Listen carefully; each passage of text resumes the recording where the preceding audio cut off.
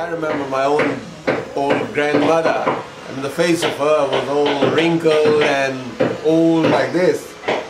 And when I feel like this, touch it, I feel the history and the background, how beautiful this must have been when it stood in somebody's grand house. I mean, and how with love and care somebody has made it.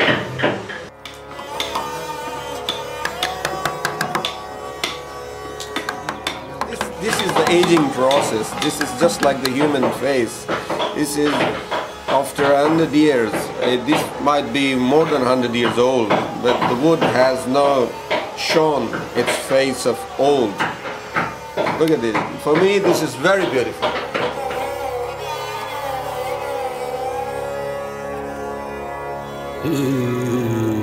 For generations, homes in South Asia have been made from and decorated with wood. The pieces that surround the carpenter in his workshop, boards, doors, pillars, panels, they shine where constant touch has smoothed them, where tired bodies have leaned into them and aged them. Wood houses the community's history. For those who work with the wood, they take time to look carefully. The patterns in the grain tell much more than the age of a tree.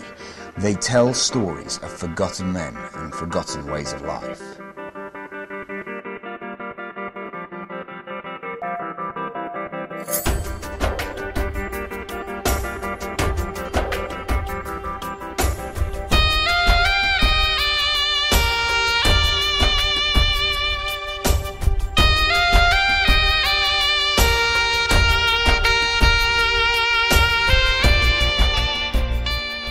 If the wood could speak, what tales would it tell? These pieces are between 50 and 200 years old enough to have survived the rise and fall of empires, the birth of a new nation, and the dramatic changes of the past few decades. But in recent times, the artisan tradition of wood carving and painting has been threatened. War and poverty have forced many to leave their ancestral homes. The wooden interiors are then ripped out and sold or used to make fires during the bitter mountain winters. And times have changed.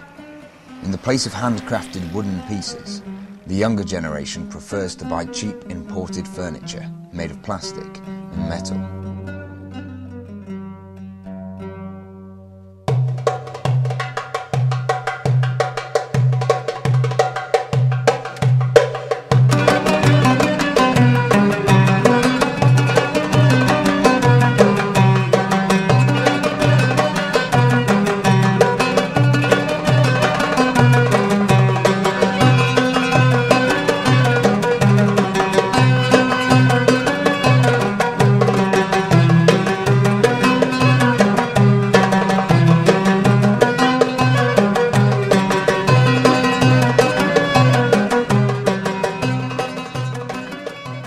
Years ago, one family started collecting abandoned rose and pinewood pieces and hiring craftsmen who remember their fathers and grandfathers designing them.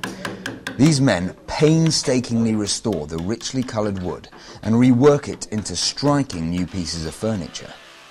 As they carve designs and pick out delicate patterns in paint, they preserve the artistic heritage of an area where South and Central Asian cultures met and flourished high up in the mountains. They use bold colours and naturally derived paints. The wood underneath glows.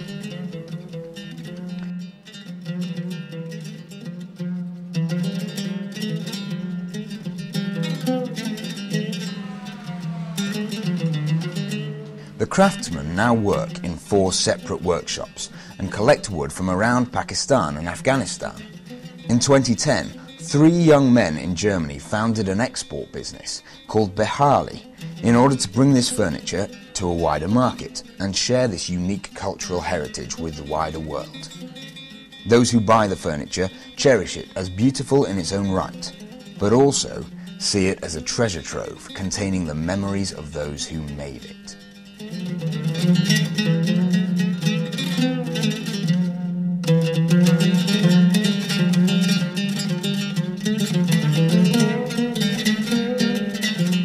Another of Behali's aims is to restore hope in a place that feels like it's been abandoned by the world.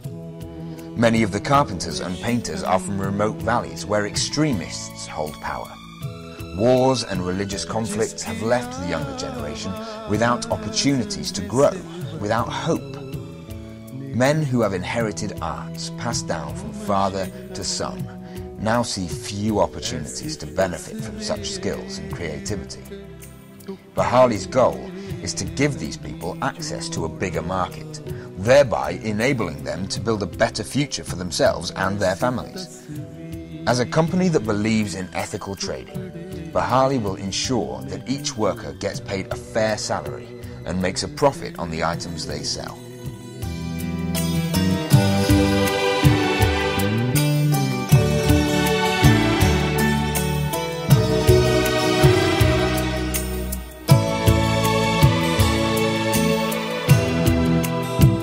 शहद जीने का मिला करता है थोड़ा थोड़ा,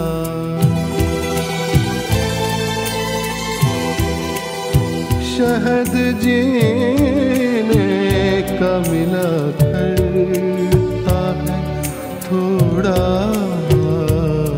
थोड़ा, जाने वालों के लिए दिल नहीं थोड़ा करते. Behali means restoration in Urdu. It means to be refreshed and reinstated, to enable something to flourish again. Behali, the restoration of wood, the restoration of hope.